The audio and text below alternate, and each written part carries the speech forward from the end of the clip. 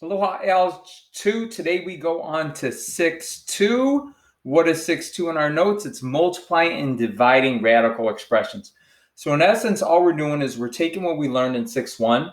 We're multiplying and dividing. Multiplying is going to make things bigger. Dividing is going to make things smaller. Okay, and we have some techniques to make these problems a little bit more doable for us. Okay, so let's just go ahead and get after some examples here. All right. So here we go. We have a bunch of examples right here. Let's go ahead and just get started with number 10. All right, we have the square root of 8 times the square root of 32. Now, there's a rule when you're multiplying radicals that you can only multiply radicals if they're the same exact dude in the ditch. All right, so they have to be the same radical.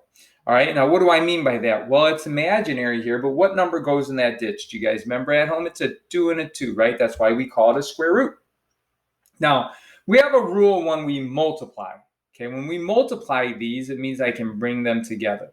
But whenever we multiply, we don't actually want to multiply because if we do, it gets bigger. And what we really want to do now is we want to factor both of those down. For example, 8. 8 is 2 to the third power, right? If I did my little tree for 8, it'd be there and there, 1, 2, 3, and there'd be 3 of them. And then we have 32, and 32 would be 2 to the fifth power. Okay, now since it's 2 to the third and 2 to the fifth, we say that those 2's are the same base. And whenever they're the same base, we learned in Algebra 1, we can add the exponents together, and it would give me 8 2's. So if you look here, we broke our 8 down, and we had 3 2's. If I have 32, that'd be 8 times 4. That's a 2 and a 2. There's 3 2's there. How many 2's do I have? 1, 2, 3, 4, 5, 6, 7, 8. Right? It's a little bit easier to do it this way here. And then remember, here I'm dealing with numbers. In the previous section, we dealt with variables. It doesn't matter. You try 8 divided by 2. What's 8 divided by 2? It is 4. So it's 2 to the fourth. And 2 to the fourth is 16. And so that is what that guy right there simplifies down to. Okay? So it could be a lot of work. The better you're at the better you understand your factors, the better you will be in these problems. Okay, now here we go. Let's go ahead and look at 11. Now 11 is the cube root of 4 times the cube root of 16. Now remember, when we do this, I can multiply them. Why am I allowed to multiply them? Because they have the same dude in the ditch. They're both a root of 3, and that'd be 4 times 16. Now let's watch what I'm going to do here. Well, 16 is 4 squared, right? And that's 4 to the first. So that would be 4 to the third. What's 3 divided by 3? It is 4 to the first. And believe it or not, some of you guys might be saying, well, you broke the 8 down, you broke the 32 down in the problem we did earlier. And believe it or not, I could do that. Let's go ahead. Watch this. Watch how this is how cool math is. There's not only just one set way to do it. Okay? What is 4? 4 is 2 times 2. So there's 2 of them. 16, wow, that breaks down to a 4 and a 4, 2, 2, right? And a 2 and a 2. So there's 4 2's. They both have the base of 2, so that's a base of 2 and a base of 2, which means I can bring those guys together, and it would be 2 to the 6. Now I go ahead and simplify, and you divide, right? 6 divided by 3 is 2, so it's 2 squared. What's 2 squared? Bling! 4. How about it? I don't know about you, but it's pretty cool. Now, it was easier, right, if I dealt with those 4's, because I didn't have to break it all the way down. And as long as you can take those tricks, you can get really good at these. Okay, now 12 is a little bit different because I see a negative sign in there. Okay, we get that guy, and we get times the cube root of negative 81. All right, now the rule is this. We are allowed to have a negative in an odd root like that. Okay, but I think the best way to handle a negative in these problems is I have one negative, so I'm just going to bring that dude all the way out in front. Okay. And then I'm going to break down these 9's. Okay, what is 9? It's the cube root of 9 times the cube root of 81. Remember? And then, well, if you notice, we all have factors of 9 here. So that'd be 9 times 9 squared, right? What would that be? That negative stays on the outside. That'd be 9 to the 1. That'd be 9 to the third. And that'd be negative 9 because 3 divided by 3 is 1.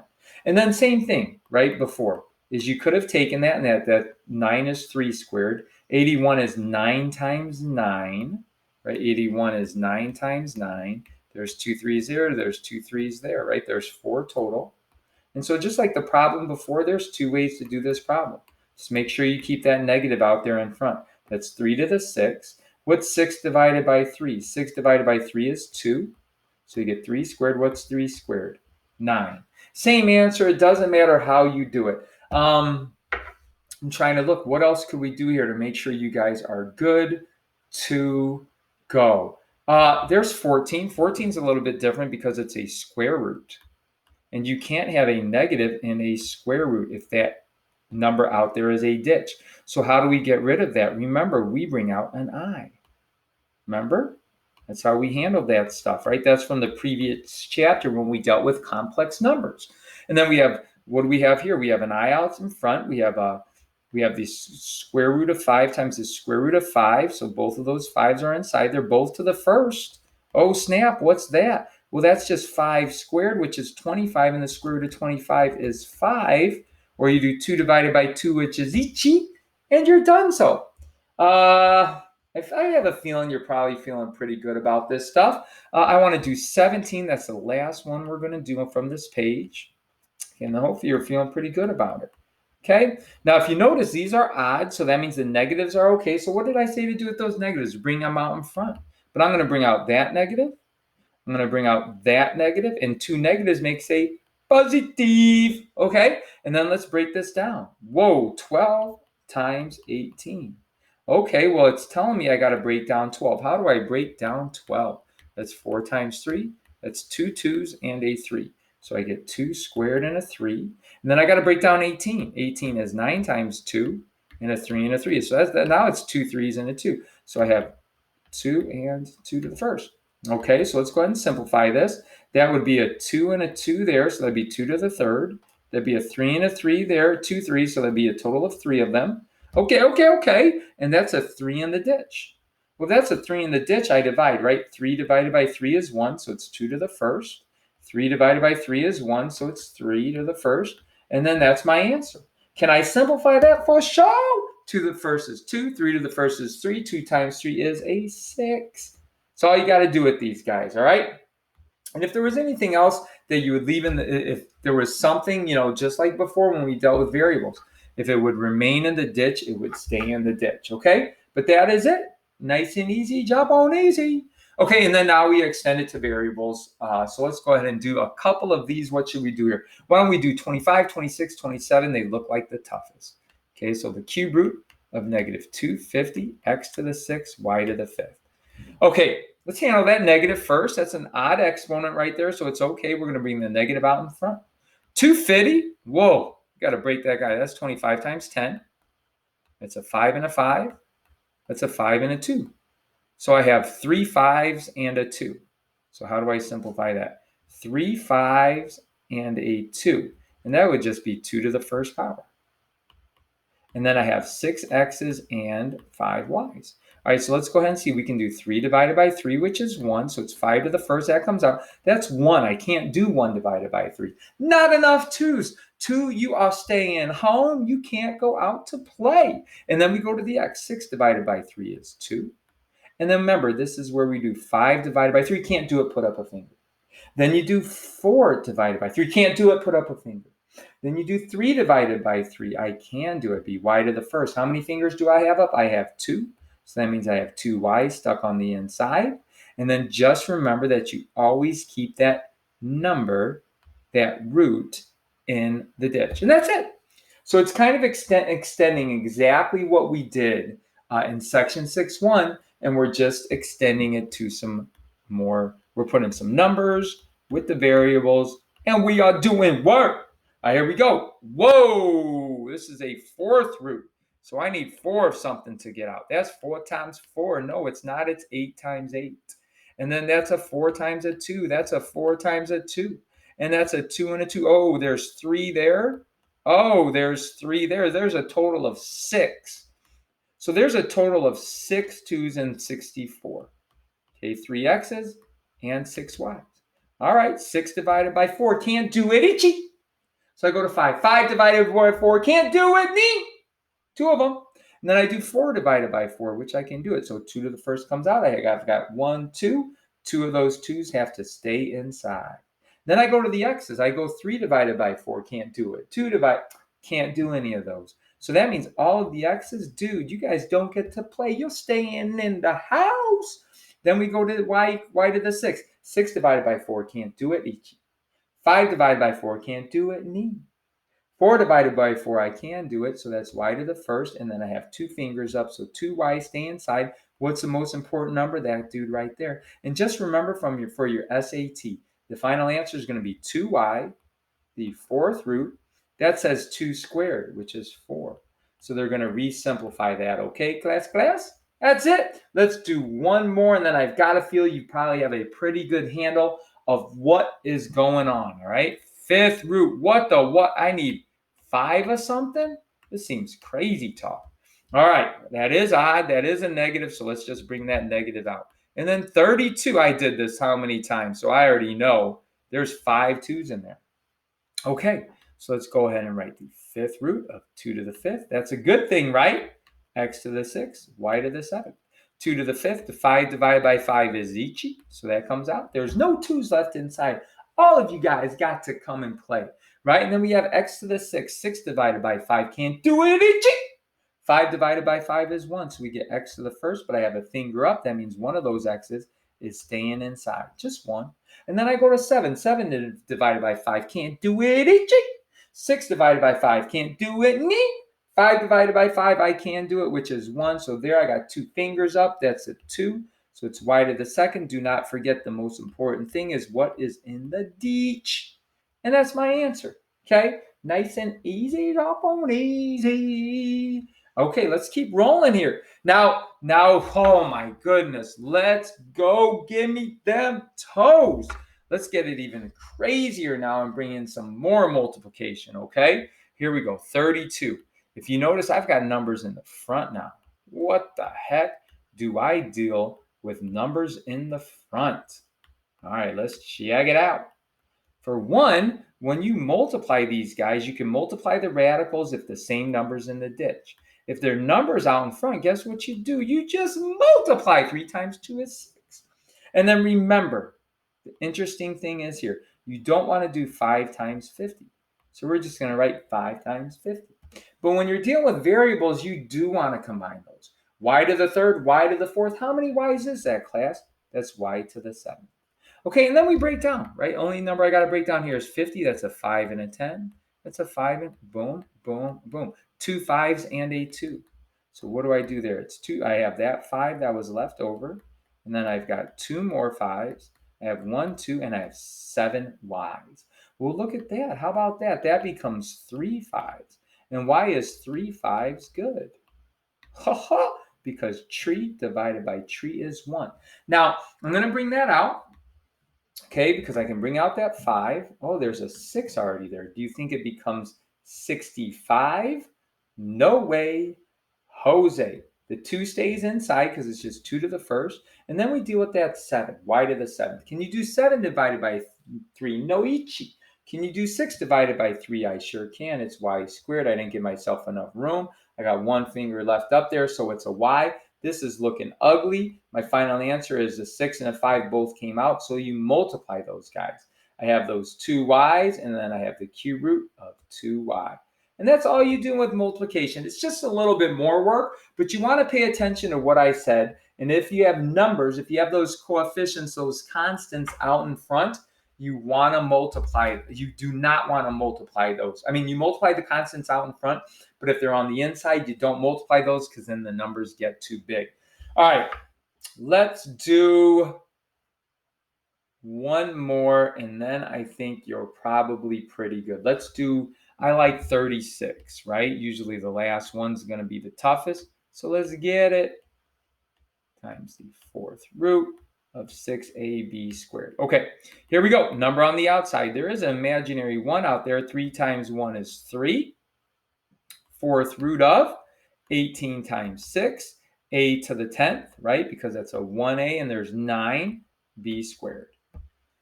Okay, so we got to break down 18 and I got to break down 6. 18 is 9 times 2, 3 and a 3. Okay, And then here, I'm going to show you a little shortcut here. That was for 18. 6 was a 3 and a 2. How many 3's do I have? 1, 2, 3. So I'm already going to save myself a step. And I'm going to write it as 3 to the third. How many 2's do I have? 1, 2. 2 squared. What the what? That looks like nothing comes out. Right, class? Did I do that right? I sure did. All right, and then you have a to the 10th b squared. Oh my gosh, nothing comes out because that's 3 divided by 4. If the number inside smaller, it stays. So is that. Okay. So we get 3. That's 10. 10 divided by 4. Can't do that, Ichi. 9 divided by 4. Can't do that, Ni. 8 divided by 4, I can do that. 8 divided by 4 is 2. And then believe it or not, I've got to leave all this stuff on the inside. That would be a 3 to the third, which would be 27 actually, and a 2 squared, which would be a 4 actually, and then the b squared stays inside. And whoa, Mr. T, you got those 2 a's that had those. I kept these fingers up. Those guys stay inside.